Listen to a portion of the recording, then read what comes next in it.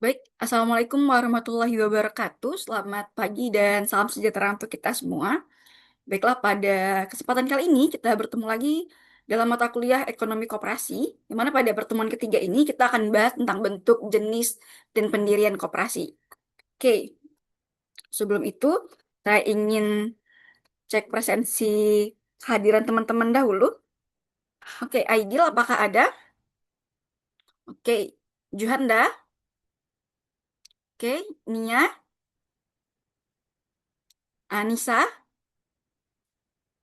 Septi? Oke, udah hadir semua ya. Baiklah, sebelum kita memasuki materi, saya ingin bertanya dulu deh kepada teman-teman. Siapa yang di sini sudah pernah berbelanja di koperasi sekolah atau koperasi kampus? Oke, ada ya. Nah, tanpa kita sadari, ternyata kita sudah sangat dekat dengan praktik ekonomi koperasi dalam kehidupan kita sehari-hari. Baiklah, sebelum kita masuk ke materi, saya ingin tahu dulu deh, apa sih yang ada di benak Anda ketika Anda mendengarkan kata koperasi? Oke, silakan dijawab silakan di-scan dulu barcode-nya, silakan dijawab di Menti. Oke, ini udah ada beberapa jawaban yang masuk ya. Oke, jawabannya bagus-bagus sekali. Ada jawaban, oh sisa hasil usaha, Bu. Oke, apalagi? Koperasi konsumen. Oke. Hmm, simpan pinjam. Oke, oke. Sampai di sini sepertinya teman-teman sudah pada tahu ya dan familiar dengan koperasi. Baiklah, adapun capaian pembelajaran kita pada siang hari ini yang pertama adalah mahasiswa mampu menjelaskan bentuk koperasi berdasarkan undang-undang koperasi. Lalu yang kedua, mahasiswa mampu mengidentifikasi jenis-jenis koperasi berdasarkan ketentuan peraturan perundang-undangan. Yang ketiga, mahasiswa mampu menjelaskan tata cara dan syarat pendirian koperasi sesuai regulasi yang berlaku. Yang keempat, mahasiswa mampu menganalisis prosedur pendirian koperasi berdasarkan kasus sederhana. Lalu yang kelima, mahasiswa mampu menyusun rancangan sederhana pendirian koperasi sesuai dengan kelompok dengan memperhatikan aspek hukum dan organisasi koperasi. Baiklah, sebelum kita masuk ke materi, saya ingin ice breaking dulu teman-teman. Kalau satu kelas ingin membuka usaha bersama untuk membantu kebutuhan mahasiswa, kira-kira koperasi apa sih yang cocok, teman-teman? Nah, ada empat pilihan nih di sini. Ada koperasi konsumen, koperasi produsen, koperasi simpan pinjam, dan koperasi jasa. Oke, menurut teman-teman apa? Oke. Nah, ternyata banyak yang memilih koperasi konsumen ya di sini ya. Nah, di sini kita pelajari bahwa memang terdapat banyak bentuk dan jenis dari koperasi itu sendiri. Oke, kita masuk ke materi. Adapun dasar hukum tentang perkoperasian yang pertama adalah Undang-Undang Nomor 25 Tahun 1992 tentang perkoperasian. Dan yang kedua, Peraturan Menteri Koperasi dan UKM Nomor 9 Tahun 2018. Yang mana pada peraturan menteri ini mengatur tentang bentuk, jenis, syarat, dan tata cara pendirian koperasi itu sendiri. Nah, kita akan masuk ke dalam bentuk koperasi. Di sini terlihat ada dua gambar nih teman-teman. Menurut teman-teman, bentuk koperasi apa sih dari dua gambar ini? Eh, oke, ada beberapa jawaban yang masuk ini. Bu, yang di sebelah kiri orang-orang, Bu. Namun yang di sebelah kanan ada gambar rumah. Nah, apa itu kira-kira? Oke, benar. Yang di sebelah kiri individual. Lalu yang di sebelah kanan, ya benar, badan usaha. Oke, jadi dapat kita ketahui bahwa bentuk koperasi itu ada dua. Yang pertama bentuk koperasi primer dan yang kedua adalah bentuk koperasi sekunder. Di mana pada koperasi primer itu sendiri, dia beranggotakan individual atau orang-orang perseorangan. Yang mana untuk pembentukan koperasi primer itu dibutuhkan minimal 20 orang. Lalu yang kedua, ada koperasi sekunder. Terdiri dari beberapa koperasi. Syarat pendiriannya pun minimal ada tiga koperasi yang terbentuk dan membentuk satu koperasi yang pusat. Jadi misalnya nih di Jambi ada beberapa universitas. Dari universitas tersebut memiliki koperasi-koperasinya sendiri nih. Jadi dari koperasi-koperasi universitas itu digabungkanlah menjadi satu koperasi yang namanya adalah Koperasi Pusat Universitas Jambi gitu. Sampai di sini paham atau ada yang ditanyakan? Oke, nah jadi menurut bentuk koperasi menurut Undang-Undang Nomor 25 Tahun 1992, tepatnya pasal 15, bentuk koperasi itu terdiri menjadi dua bagian. Yang pertama koperasi primer dan koperasi sekunder. Nah, di sini ada tebak jenis koperasi. Ada 4 kasus nih di sini teman-teman. Ada yang bisa menjawab nggak? Oke, kasus satu, dia berbelanja Bu. Oke, benar. Lalu yang kedua, apa ini yang kedua ini? Oh, usaha ya dia, membuat sebuah produk sepertinya di sini. Oke, jadi memang uh, jenis-jenis koperasi itu sendiri menurut Undang-Undang Nomor 25 Tahun 1992 pada pasal 16 tepatnya ada 5 jenis koperasi. Yang pertama tadi seperti yang kita lihat dari kasus satu itu adalah koperasi konsumen. Yang mana pada koperasi itu menyediakan kebutuhan-kebutuhan untuk konsumennya itu sendiri. Lalu yang kedua, oke, itu yang kedua adalah koperasi produksi, yang mana pada koperasi produksi itu mereka koperasi itu menerima bahan mentah dan memproduksi barang sehingga bisa dijual kembali pada koperasi pemasaran. Oke, yang ketiga itu jelas banget deh sih ada tulisan pinjaman di situ. Nah, berarti yang ketiga adalah koperasi simpan pinjam. Anggota yang menyimpan uangnya di dalam koperasi simpan pinjam maka berhak juga mendapatkan pinjaman ketika mereka membutuhkan. Oke, yang keempat, ada yang tahu? Bu, itu scan barcode, Ibu. Nah, ada gambar mobil itu di situ. Kira-kira apa nih, teman-teman? Oke, benar. Jadi, untuk kasus yang keempat itu sendiri, itu adalah uh, koperasi jasa, yang mana pada gambar 4 itu menunjukkan bahwa adanya jasa transportasi di situ, teman-teman. Oke, sampai di sini ada yang ditanyakan atau memang sudah paham? Oke, paham ya? Nah, ini tadi adalah bentuk koperasi menurut Undang-Undang Nomor 25 Tahun 1992 pada pasal 16 yang terbagi menjadi 5 jenis koperasi itu sendiri. Nah, oke. Kita masuk kepada studi kasus. Jadi di sini ada kasus bahwa pendirian KSP itu adalah Koperasi Simpan Pinjam, Indosuria diduga bermasalah. Polisi kembali tersangkakan Henry Surya. Dari hasil audit investigasi ditemukan kerugian dana masyarakat yang jumlahnya mencapai 15,9 triliun. Henry Surya dijebloskan ke rumah tahanan negara Bareskrim Polri. Oke, teman-teman. Nah, ini adalah sedikit rangkuman dari kasus tersebut. Jadi kasus tersebut itu merupakan salah satu kasus korupsi koperasi simpan pinjam terbesar di Indonesia. Koperasi ini diduga mengalami permasalahan dalam pengelolaan dana anggota sehingga menyebabkan kerugian masyarakat dalam jumlah yang sangat besar, yaitu mencapai sekitar 15,9 triliun.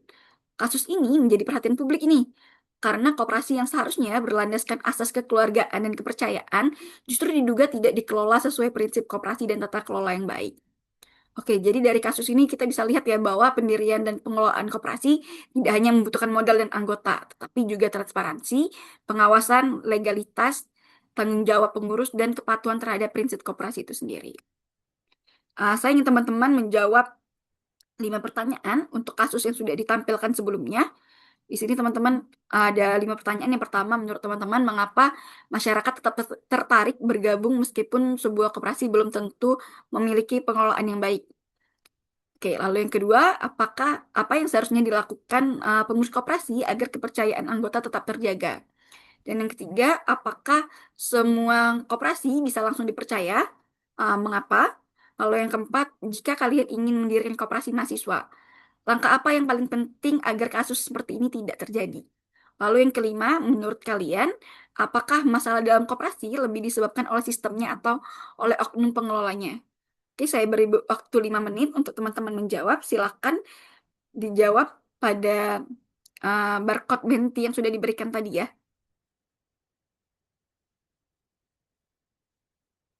Oke, ini udah ada beberapa jawaban yang masuk. Oke, jawabannya bagus. Oke, sepertinya teman-teman juga sudah mulai paham. Oke, sambil teman-teman menjawab, kita lanjutkan dulu materi kita. Nah, kita masuk pada pendirian koperasi. Nah, dari gambar-gambar di atas, dari gambar ini, langkah-langkah apa sih yang teman-teman dapat dari pendirian koperasi itu sendiri? Oke, di gambar pertama ada tulisannya itu, Bu. Tujuannya kebersamaan, kesejahteraan anggota, usaha bersama. Oke, lalu yang kedua, anggaran dasar koperasi. Lalu yang ketiga, Dinas Koperasi dan UKM. Yang keempat, pengesahan badan hukum. Ada tanda tangannya di situ ya. Lalu yang kelima adalah gambar orang-orang yang sudah mempunyai koperasi itu sendiri. Oke, jadi dari langkah-langkah ini bisa kita lihat bahwasannya eh, langkah pertama adalah penetapan tujuan. Jadi, apa sih tujuan koperasi ini dibuat atau dibentuk? Lalu, mengapa? Dan jenis seperti apa yang akan ditentukan dalam koperasi itu sendiri? Setelah kita sudah mendapatkan hal itu, maka dikumpulkanlah anggota yang memiliki tujuan yang sama. Setelah mendapatkan anggotanya, dibuatlah anggaran dasar koperasi atau ADART.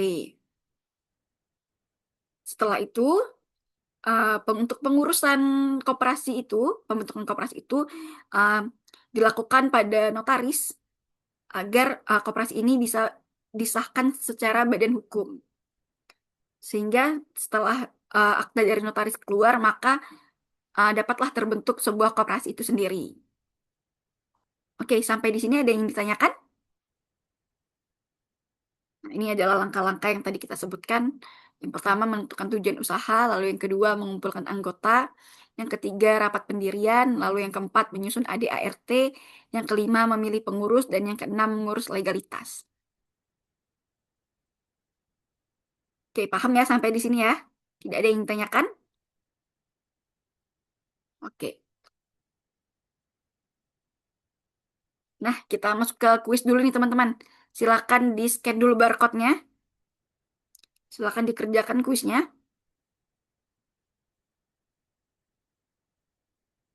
Oke, ini udah ada beberapa yang bergabung. Oke. Oh, sepertinya sudah bergabung semua ya. Oke. Oke, boleh kita mulai, teman-teman? Wah, ini Nia masih menjadi peringkat pertama nih. Oke, disusul oleh Aidil. Oke, lanjut. Ini Nia udah selesai ya? Wah, ternyata memang tidak terkalahkan ini Nia. Oke, jadi ada Nia sebagai peringkat pertama, lalu yang kedua ada Aidil, dan yang ketiga ada Juhanda ini. Oke, selamat untuk pada teman-teman. Sepertinya teman-teman sudah mulai paham tentang perkoperasian itu sendiri. Oke, di sini ada beberapa pertanyaan refleksi dari pembelajaran kita pada siang hari ini. Yang pertama, apa hal baru yang kalian pelajari pada hari ini? Lalu yang kedua, mengapa transparansi penting dalam koperasi? Yang ketiga, jika kalian mendirikan koperasi mahasiswa, nilai apa sih yang paling penting untuk dijaga? Dan yang keempat, apa pelajaran yang dapat diambil dari kasus koperasi yang bermasalah tadi? Oke, silakan jawab teman-teman.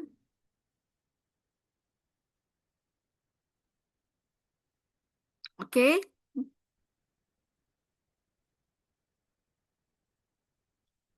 oke, jawabannya sudah bagus ya. Jadi teman-teman memang sudah mulai paham.